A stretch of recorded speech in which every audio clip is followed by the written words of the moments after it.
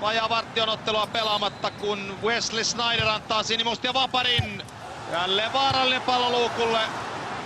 Juventus jatkaa hyvää puolustamistaan. Maicon vetää takanurkkaan. Aivan upea volley.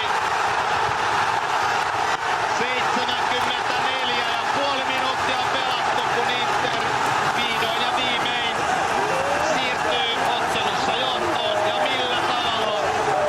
Rassipakki Maiconilta aivan huikea yksilösuoritus. Erinomaista pallonhallintaa, jonka päätteeksi vastustamaton volley takanurkkaan. Maalintekijänä siis Maicon, numero 13. Tässä uudestaan Reidelä haltuun. Ja ei voi kuin ihailla.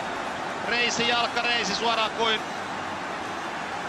futisjunnujen pomputtelukilpailuista.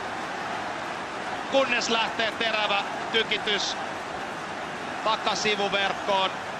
Ja tällä kertaa Buffonilla ei minkäänlaisia mahdollisuuksia. Todella upea suoritus Maiconilta. Ja osuma oli hänen 4. maalinsa tämän kauden Serie A:ssa.